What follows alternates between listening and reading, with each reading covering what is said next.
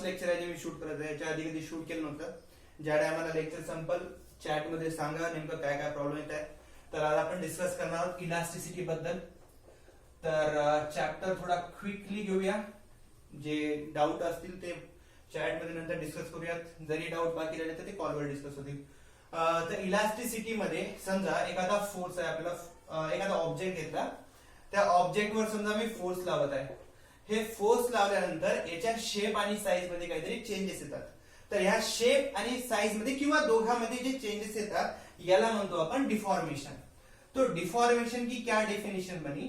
तो डिफॉर्मेशन था अपने लिए change in shape and size of the object by external applied force. Means एक ऑब्जेक्ट पे फोर्स लगा दिया और उसका शेप और साइज दोनों बदल गया, तो वो था डिफॉर्मेशन. और ये डिफॉर्मेशन के लिए जो फोर्स लगा दिया उस फोर्स को अपन बोलेंगे डिफॉर्मिंग फोर्स. ये दो बेसिक पॉइंट थे. अब अगर एखाद्या ऑब्जेक्ट पे आपण ने फोर्स लगा भी दिया, आता त्या फोर्सला काढल्यानंतर नेमकं चेंजेस काय येणार त्याला आपल्याला डिस्कस करायचंय. दोन प्रॉपर्टी निघतात त्यातून. एक निघणार आहे इलास्टिसिटी आणि दुसरी निघणार आहे प्लास्टिसिटी. समजा ऑब्जेक्ट वरचा फोर्स काढून घेतला. या ठिकाणी समजा एक अॅक्युप्रेशरचा बॉल आहे, त्या बॉलला मी दाबलं तर त्याची साईज थोडी छोटी झाली. ज्या टायमाला मी बॉल सोडला परत ते पहिल्यासारखा होऊन बसलं. म्हणजे ज्या वेळेला ऑब्जेक्ट वरचा एक्सटर्नल फोर्स रिमूव्ह करून टाकला तर त्यानं आपली पहिली शेप आणि साईज पहिले डायमेन्शन रिगेन केले. तर ते म्हणणार आपण त्या प्रॉपर्टीला आपण बोलणार इलास्टिक प्रॉपर्टी किंवा इलास्टिसिटी. मग प्लास्टिसिटी काय असते? समजा हीच पेन आहे, याला जर वाकून टाकलं तर यानं परत आपले डायमेन्शन मिळू शकते का? नाही मिळू शकणार. मग या प्रॉपर्टीला म्हणणार आपण प्लास्टिसिटी. मग याची डेफिनेशन कशी बनली? The property by which the original dimensions of the object are regained after removal of external applied force. म्हणजे बाहेरचा फोर्स काढून टाकला तर परत पहिलेचे डायमेन्शन त्याला भेटून गेले तर त्याला आपण म्हणणार इलास्टिसिटी. पण जर समजा जर त्याला पहिले सारखे डायमेन्शन भेटत नसेल तर त्याला काय बोलणार? त्याला आपण म्हणणार plasticity. The property by which original shape and size of the object can't be regained when external force is removed. म्हणजे ज्या टायमाला ऑब्जेक्ट वरचा एक्सटर्नल फोर्स आपण काढून टाकला तरी सुद्धा याला जर आपले पहिले डायमेन्शन भेटत नसेल तर त्याला आपण काय म्हणणार? प्लास्टिसिटी. तर दोन प्रॉपर्टी होत्या. एकामध्ये ज्या टायमाला आपण एक्सटर्नल फोर्स काढला तर पहिलेचे डायमेन्शन भेटत आहेत आणि एकामध्ये पहिलेचे डायमेन्शन भेटत नाहीत. मग अशा ऑब्जेक्टला काय म्हणणार? जर समजा एखादा ऑब्जेक्ट आहे ज्याला पहिलेचे डायमेन्शन भेटून जात आहेत त्याला म्हणणार आपण इलास्टिक ऑब्जेक्ट. पण ज्याला पहिलेचे डायमेन्शन भेटत नाहीये त्याला काय म्हणणार आपण? Plastic object. तर हे बेसिक होतं. आता मेन पॉइंटला सुरू करूया आपण. मेन पॉइंट असणार आहे आपल्यासाठी स्ट्रेस. इलास्टिसिटी मध्ये स्ट्रेस भयंकर इम्पॉर्टंट आहे, एकदम इम्पॉर्टंट. स्ट्रेस झालं, स्ट्रेन झालं, कारण प्रत्येक पोर्शन मध्ये आपल्याला स्ट्रेस स्ट्रेनला स्टडी करायचंय, प्रत्येक मॉड्युलस मध्ये स्टडी करायचंय. तर स्ट्रेस काय होतं? समजा एखादा ऑब्जेक्ट आहे, या ऑब्जेक्ट वर मी फोर्स लावला, या ठिकाणी मी फोर्स लावायला सुरुवात केली. हा एक्सटर्नल फोर्स होता. ज्या टायमाला फोर्स लागला तर एक न्यूटनचा थर्ड लॉ होता. प्रत्येक ऍक्शनला एक अपोजिट रिएक्शन भेटते. म्हणजे if I slap the board will hit me in the same way. तेवढ्याच मॅग्निट्यूडचा फोर्स मला अपोजिट डिरेक्शन मध्ये भेटून जाते. म्हणजे या ऑब्जेक्टवर जर समजा मी फोर्स लावत असेल तर ऑब्जेक्टच्या आतून काहीतरी फोर्स बाहेर यायचा प्रयत्न करणार. मग हे जर डिफॉर्मिंग फोर्स असणार तर याला म्हणणार आपण रिस्टोरिंग फोर्स. म्हणजे हे आकार बिघडवत आहे हे पहिले सारखा मिळवायचा प्रयत्न करत आहे. तर हे इंटरनल रिस्टोरिंग फोर्स होते. हे कधी जनरेट झाले? आता या ऑब्जेक्ट मध्ये इंटरनल रेजिस्टन्स फोर्स असतील का? नाही. जोपर्यंत मी याला बाहेरून फोर्स अप्लाय नाही करणार तोपर्यंत इंटरनल रिस्टोरिंग फोर्स येत नाही. आता या ठिकाणी मी फोर्स अप्लाय करायलो तर इंटरनल रिस्टोरिंग फोर्स यायला सुरुवात झाली. आता हे इंटरनल रिस्टोरिंग फोर्स जे आहेत ते एका युनिट एरियामध्ये येतील. स्ट्रेसची डेफिनेशन कशी बनली? Stress is defined as internal restoring force per unit area. म्हणजे स्ट्रेस काय बनलं आपल्यासाठी? स्ट्रेस बनलं फोर्स पर युनिट एरिया. हे लक्षात घ्या, जेव्हा फोर्स अप्लाय केला त्या टायमाला स्ट्रेस जनरेट व्हायला सुरुवात झाली. तर फोर्स इम्पॉर्टंट होता आपल्यासाठी. जर आता एखादा ऑब्जेक्ट आहे या टाइपनं मी घेतला, एक वायर घेऊन टाकला, एखादा रॉड घेऊन टाकला, या रॉडला जर समजा मी एका साईडनं फिक्स करून टाकतो म्हणून या साईडनं ओढायला सुरुवात करतो म्हणतात तर हे रॉड लांबल्या जाईल. समजा या रॉडची लेंथ आहे एल आणि हे ओढल्या गेल्यामुळे थोडासा याच्या लेंथ मध्ये चेंज आला. म्हणजे एवढी तर याची लेंथ काय होती? एवढी लेंथ होती एल. आता चेंजेस आले, ही लेंथ काय होऊन गेली? Del L. तर हे जे लेंथ मध्ये चेंजेस आले त्याला मी काय पकडलं? Del L. तर या ठिकाणी फोर्स जे होता आउटसाइडला होता तेव्हा त्याची लेंथ वाढल्या गेली. पण हेच जर मी या साईडचा जर फोर्स लावला असता म्हणजे आत ढकलणारा तर लेंथ वाढण्याच्या ऐवजी लेंथ छोटी झाली असती. म्हणजे चेंजेस या टाइपने राहिले असते. म्हणजे लेंथ छोटी झाली असती. डायमेन्शन मध्ये जे चेंज झाले ते निगेटिव्ह राहिले असते. मग या दोन टाइपच्या फोर्सेस मधला काय फरक आहे? पहिला जे आपण फोर्स स्टडी केला ते टेन्साइल फोर्स होता आणि आता जे स्टडी केला ते कंप्रेसिव्ह फोर्स आहे. तर स्ट्रेस काय होतं? स्ट्रेस आहे फोर्स पर युनिट एरिया. याचे एसआय युनिट आणि डायमेन्शन स्टडी करायचे आपल्याला. तर आपल्याला माहित आहे फोर्सचा एसआय युनिट काय? फोर्सचा एसआय युनिट आहे न्यूटन आणि एरियाचे एसआय युनिट काय आहे? Metre square. आता हे त्याचे एसआय युनिट झाले. याला आणखी एक सांगता येते ते म्हणजे पास्कल मध्ये. डायमेन्शन्स काय आहेत? आता न्यूटनचे डायमेन्शन माहित असायला पाहिजे स्ट्रेसचे डायमेन्शन काढण्यासाठी. तर न्यूटनचे फोर्स काय असते? फोर्स आहे मास इंटू एक्सलरेशन. हे कोण सांगितलं होतं? हे सांगितलं न्यूटननं. तर फोर्स इज इक्वल टू काय आहे? Mass into acceleration. मास काय असणार? मास कशामध्ये आपण मेजर करतो? केजी मध्ये. एक्सलरेशन काय असते? मीटर पर सेकंड स्क्वेअर. आता केजी कोणाला रिप्रेझेंट करते? केजी रिप्रेझेंट करते मासला, मीटर कोणाला रिप्रेझेंट करते? लेंथला आणि सेकंड कोणाला रिप्रेझेंट करते? टाइमला. पण सेकंड डिनॉमिनेटर मध्ये त्याचा पॉवर 2 आहे तर वर गेला तर -2 होते. म्हणजे याचे डायमेन्शन काय म्हणले? m1 l1 t -2. हे झाले फक्त न्यूटनचे डायमेन्शन. म्हणजे या ठिकाणी काय झालं? m1 l1 t -2 हे बनले न्यूटनचे डायमेन्शन. आता मीटर स्क्वेअर आहे. मीटर कोणाला रिप्रेझेंट करते? मासला तर रिप्रेझेंट नाही करू शकत, टाइमला तर रिप्रेझेंट नाही करू शकत, मीटर लेंथला रिप्रेझेंट करते. मीटरचा पॉवर किती आहे? 2. म्हणजे या ठिकाणी काय राहणार? एल चा पॉवर 2. आता जर हे वर गेला तर हे याचा पॉवर 2 जर वर गेला तर काय होणार? मायनस मध्ये जाणार. म्हणजे 1 - 2. एकातून जर 2 गेले तर किती होते? -1. म्हणजे याचे फायनल डायमेन्शन काय राहतील?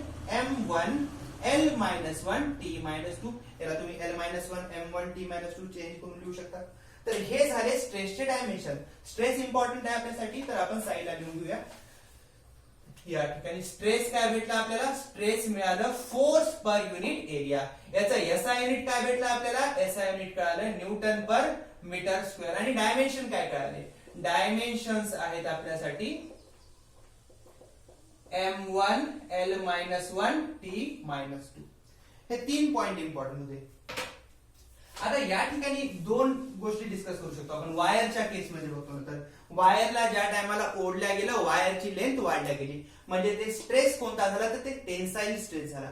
आणि ज्या टायमाला आतमध्ये ढकलल्यानंतर वायरची लेंथ कमी झाली मग त्याला आपण कोणता स्ट्रेस म्हणूया? तर त्याला आपण म्हणूया कंप्रेसिव्ह स्ट्रेस. ज्या ज्या वेळेला स्ट्रेसचा म्हणजे ज्या टायमाला स्ट्रेस डिस्कस होते त्या टायमाला दुसरी एक गोष्ट डिस्कस होते ती आहे स्ट्रेन. सगळ्यात इम्पॉर्टंट स्ट्रेस नंतर, कारण आपल्याला पूर्ण मॉड्युलस मध्ये स्ट्रेस आणि स्ट्रेनचे रेशो काढायचे. तर स्ट्रेन काय आहे आणि नंतर आपल्याला स्ट्रेस आणि स्ट्रेनचे टाइप्स बघायचे की कोणकोणते टाइप्स आहेत स्ट्रेस आणि स्ट्रेनचे. तर स्ट्रेन काय होतं? Strain the ratio of change in dimension to the original dimension. समजा एखादा वायर घेतला, एखादा रॉड घेतला आणि या रॉडला मी ओढायला सुरुवात केला. याची पहिली लेंथ काहीतरी एल होती आणि याला ओढल्यामुळं हे ताणल्या गेलं. म्हणजे एवढी लेंथ किती होती आधी एल. आता हे लेंथ मध्ये चेंज झाला, छोटासा चेंज होता म्हणून मी काय घेत आहे डेल एल. तर या ठिकाणी लेंथ मध्ये चेंजेस आले. तर स्ट्रेन काय सांगते, the ratio of change in dimension to the original dimension. मग ते डायमेन्शन तुमचे एक तर लेंथ मध्ये असतील, व्हॉल्युमेट्रिक डायमेन्शनला डिस्कस करू किंवा शेअरिंगला डिस्कस करू. 3 टाइप मध्ये डिस्कस करणार आहोत. या ठिकाणी जे एक्झाम्पल घेतलं ते लेंथच्या अकॉर्डिंग होतं. म्हणजे एका रॉडला जेव्हा ओढलं, रॉड लांबल्या गेला, हे लेंथ होती आणि हे काय झालं, चेंज इन लेंथ झालं. मग स्ट्रेनच्या फॉर्म्युलानुसार काय बनलं, स्ट्रेन इज इक्वल टू काय आलं, change in length. Change in length काय, लेंथ मध्ये चेंज केवढा आला, एवढी लेंथ होती ना, एवढी तर वाढली. म्हणजे या ठिकाणी काय येणार डेल एल. आणि ओरिजिनल लेंथ काय आपली, ही आहे ओरिजिनल लेंथ. या ठिकाणी काय येणार एल, म्हणजे डेल एल बाय एल. बरं, हे झालं लेंथच्या केसमध्ये. जर एखादा क्यूब घेतला असता, क्यूबला मी चारी साईडनं दाबलं असतं, तर क्यूबला दाबल्यानंतर त्याचा व्हॉल्यूम छोटा झाला असता. जर समजा फुगा आहे या ठिकाणी, या फुग्याला काय करत आहे मी, आतून फुगवत आहे, तर हा थोड्या वेळासाठी कन्सिडर करूया की फुगा स्पेरिकल आहे पूर्ण. या ठिकाणी फुग्याची साईज वाढल्या गेली. आता या ठिकाणी याचे ओरिजिनल डायमेन्शन व्ही होते आणि जे वाढल्या गेलं ते काय झालं, डेल व्ही न याच्यामध्ये वाढल्या गेलं. तर आपल्याकडे डेफिनेशन काय आहे, ratio of change in dimension to the original dimension. म्हणजे या केसमध्ये चेंजेस कसे आले व्हॉल्यूम मध्ये, डेल व्ही. ओरिजिनल काय होतं व्ही. हे पण एक टाइपचा स्ट्रेन झाला. तर एक लक्षात असू द्या, जे पण चेंज होतील, लेंथ मध्ये चेंजेस असतील तर ओरिजिनल लेंथ घ्या, व्हॉल्यूम मध्ये चेंज असतील तर ओरिजिनल व्हॉल्यूम घ्या, शेअरिंग मध्ये चेंज झाले असतील तर त्या टाइप मध्ये अकॉर्डिंगली आपल्याला जायचंय. तर हे झालं स्ट्रेन. आता एक सांगा, या ठिकाणी व्हॉल्यूम आहे, या ठिकाणी व्हॉल्यूम आहे, या ठिकाणी लेंथ आहे, या ठिकाणी लेंथ आहे. जर इथं जर लेंथचा असाइनमेंट मी मीटर पकडत असेल तर या ठिकाणी पण मीटर असणार आहे. मीटर मीटर कटून जाईल, इथं मीटर क्यूब कटून जाईल. म्हणजे जे याचे असाइनमेंट होते तेच राहिले नाही. मग याचं काही डायमेन्शन राहणार आहे का, नाही. तर स्ट्रेनला कसल्याही प्रकारचं डायमेन्शन नाही. मग डायमेन्शन कोणाला आहे, तर डायमेन्शन स्ट्रेसला आहे. तर दोन गोष्टी नोट करायच्या आपल्याला. पहिली गोष्ट स्ट्रेस बघितलं तर स्ट्रेस काय होता, इंटरनल रेजिस्टिंग फोर्स, म्हणजे आतून आलेला फोर्स. बाहेरच्या फोर्स बद्दल मी डिस्कस करत नाहीये. बाहेरच्या फोर्स लावल्यानंतर जे आतमध्ये रिस्टोरिंग फोर्स सुरू होतील, डिवायडेड बाय दॅट एरिया, त्याला आपण म्हणूया स्ट्रेस, एफ बाय ए. त्याचा एसआय झाले न्यूटन पर मीटर स्क्वेअर. आणि डायमेन्शन काय झाले, तर त्याचे डायमेन्शन झाले m1 l-1 t-2. नंतर आपण डिस्कस करत आहोत स्ट्रेन बद्दल. तर स्ट्रेन मध्ये आपल्याला काय कळालं, change in dimension by original dimension. काय झालं, चेंज इन डायमेन्शन, हे डी डॉट लिहिलंय मी, तुम्ही चांगलं नोट करून घ्या, डायमेन्शन पूर्ण, अपॉन ओरिजिनल डायमेन्शन. म्हणजे या ठिकाणी डायमेन्शन मध्ये झालेला चेंजला आपण कशा भागत आहोत, तर त्या डायमेन्शनचं जे ओरिजिनल डायमेन्शन मधल्या चेंजला आपण ओरिजिनल डायमेन्शन डिवाइड करत आहोत. तर ह्या स्ट्रेस आणि स्ट्रेनचे 3 टाइप आहेत.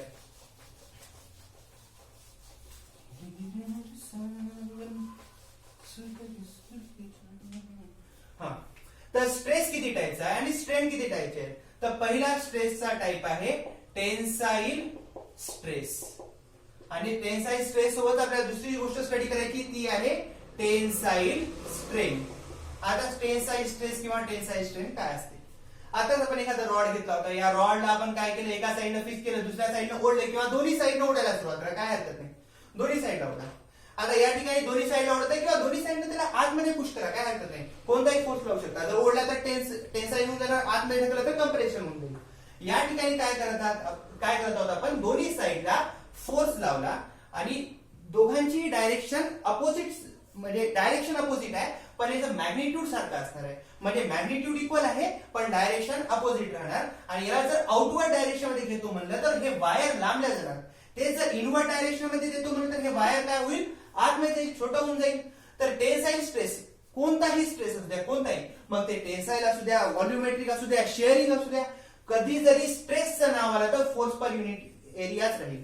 तर या ठिकाणी जे टेन्साईल स्ट्रेस झालं, तर या ठिकाणी फोर्स लावला तेव्हा याच्यामध्ये काहीतरी चेंजेस आले होते ना, तर याच्यामध्ये टेन्साईल स्ट्रेस काय राहणार, फोर्स पर युनिट एरियाच राहील, पण टेन्साईल स्ट्रेंथ हे नाही राहणार. या ठिकाणी बघा चेंजेस कशामध्ये आले, लेंथ मध्ये चेंजेस आले. जर इन द डायरेक्शन म्हणतो म्हणलं तर हे बघा इम्पॉर्टंट पॉइंट आहे, इन द डायरेक्शन आणि परपेंडिक्युलर टू द डायरेक्शन.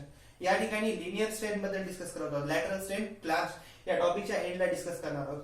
ज्या ठिकाणी इन द डायरेक्शन डिस्कस केलं तेव्हा त्या डायमेन्शनला पकडूया आणि त्यालाच आपण काय म्हणूया टेन्साईल स्ट्रेन आहे, दुसरं नाव आहे त्याचं लिनियर स्ट्रेन. आता या ठिकाणी बघा, याला जर मी ओढत आहे तर फोर्सच्या डायरेक्शन मध्ये लेंथच कमी जास्त होत आहे, डायमीटर कमी जास्त होते, ते आपण नंतर डिस्कस करणार आहोत. फोर्सच्या डायरेक्शन मध्ये कमी जास्त कोण व्हायला या ठिकाणी लेंथ, म्हणजे टेन्साईल स्ट्रेस. आपल्याकडे टेन्साईल स्ट्रेन काय होतं, change in dimension divided by काय होतं, ओरिजिनल डायमेन्शन. तर टेन्साईल स्ट्रेन काय बनतं आपल्याकडे, change in length bye original length. हे जे फोर्स लागला, हे फोर्स लागल्यामुळे चेंजेस कशामध्ये आले, तर लेंथ मध्ये चेंजेस आले. आधीची लेंथ एल होती, नंतर जी चेंज झाली ती काय झाली, डेल एल. तर हे डेल एल बाय एल काय झालं आपल्यासाठी, टेन्साईल स्ट्रेन. कधी पण चेंज इन डायमेन्शन आपण काय करायचं, ओरिजिनल डायमेन्शन. दुसरा टाइप आपल्याला बघायचा आहे,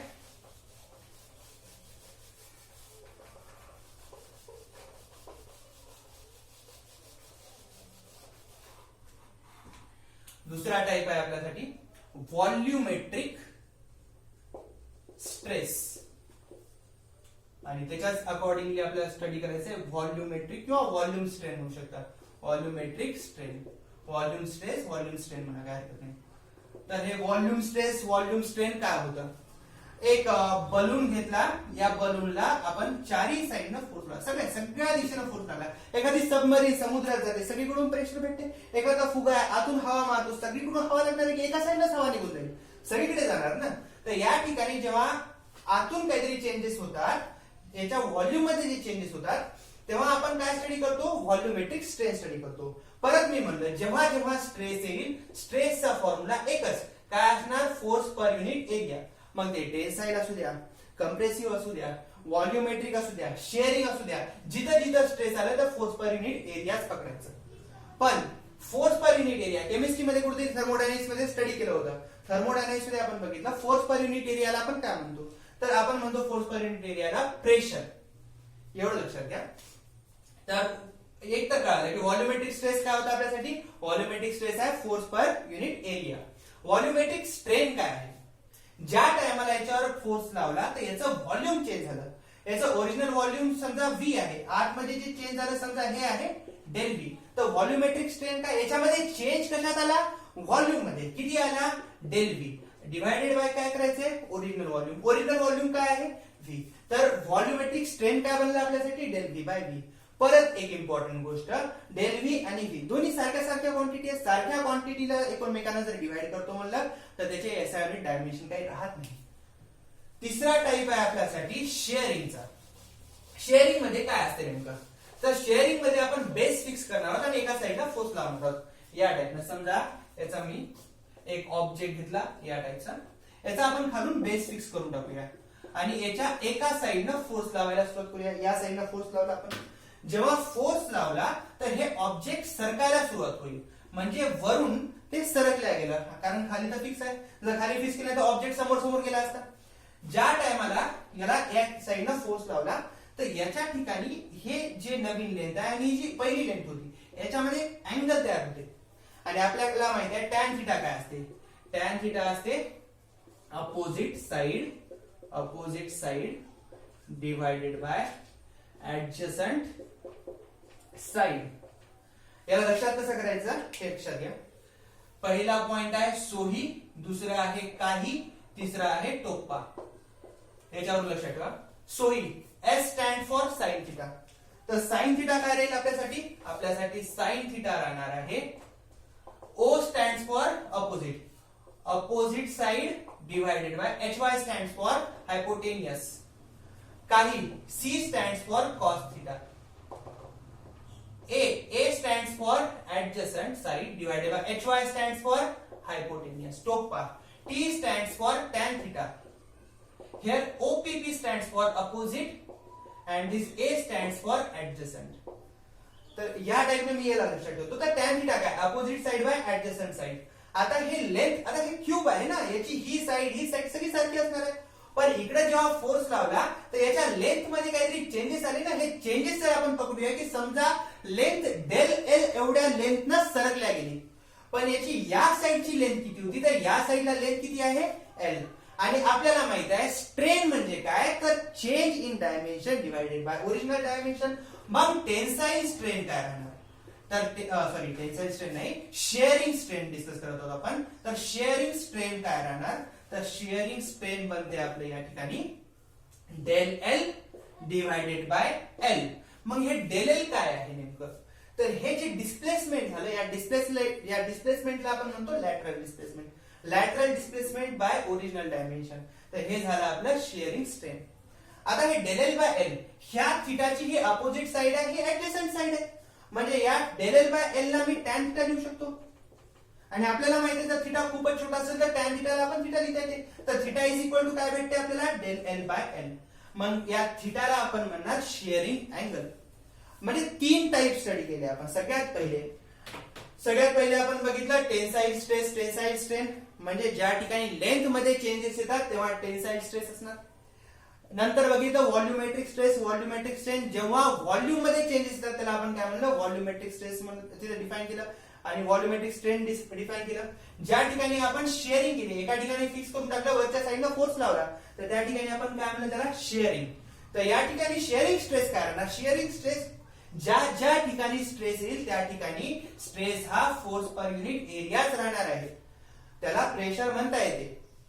आता या ठिकाणी बघा शेअरिंग स्ट्रेन काय झालं, डेल एल बाय एल. याला काय रिप्रेझेंट केलं आपण, टॅन थिटा. म्हणजे 3 पॉइंट बघितले. तर सुरुवात कुठून गेली होती, डिफॉर्मेशन पासून. डिफॉर्मेशन काय होता, change in shape and size, ते होतं डिफॉर्मेशन. डिफॉर्मेशन साठी इम्पॉर्टंट कोण काय होतं आपल्यासाठी, तर डिफॉर्मिंग फोर्स होता. नंतर सुरुवात केली स्ट्रेस कडे. स्ट्रेस काय होता, तर फोर्स पर युनिट एरिया आपल्यासाठी होता स्ट्रेस. स्ट्रेन काय होता, change in dimension by original dimension, हे होतं आपल्यासाठी स्ट्रेन. मग स्ट्रेसचा फॉर्म्युला आपण काढला, फोर्स एफ अपॉन ए. त्याच्यानंतर आपण काढलं त्याचे डायमेन्शन. तर स्ट्रेसचे डायमेन्शन काय बनले, m1 या ठिकाणी आहे l-1 t-2. याचा युनिट बनला होता न्यूटन पर मीटर स्क्वेअर. स्ट्रेन मध्ये सारख्या क्वांटिटीने डिवाइड केलं होतं, त्यामुळे त्याच्यामध्ये डायमेन्शन आणि एसआय युनिट नव्हते. एवढं फक्त लक्षात घ्या. स्ट्रेस आणि स्ट्रेनचे 3 टाइप बघितले. आता आपल्याला सुरू करायचे हुक्स लॉ. हुक्स लॉ खूप जास्त इम्पॉर्टंट आहे, कारण हुक्स लॉ नंतर आपल्याला 3 मॉड्युलस स्टडी करायचे, इलास्टिसिटीचे मॉड्युलस. तर हुक्स लॉ काय सांगते, सपोज स्प्रिंग घेतली, पेन मध्ये स्प्रिंग असते ना, त्याला जर हलकं ओढतो म्हणलं सोडतो म्हणलं तर ते परत पहिल्यासारखं होते. पण त्या स्प्रिंगला जर जास्त ओढतो म्हणलं तर ते परत पहिल्यासारखं होऊ शकते का, नाही होऊ शकत. म्हणजे प्रत्येकाची एक इलास्टिक लिमिट असते. तर इलास्टिक लिमिट काय आहे की समजा त्या ऑब्जेक्ट वरचा जर फोर्स काढून घेतो म्हणलं तर त्यांना परत पहिल्यासारखं बनवून जाणं, तर ते असते इलास्टिक लिमिट. त्याच्या पुढे जर फोर्स लावला तर त्यांना परत पहिल्यासारखं नाही होऊ शकत. म्हणजे आपण इलास्टिक लिमिट पार करून टाकली. तर हुक्स लॉ सांगते विदिन इलास्टिक लिमिट, म्हणजे एखाद्या ऑब्जेक्टच्या इलास्टिक लिमिट मध्येच, विदिन इलास्टिक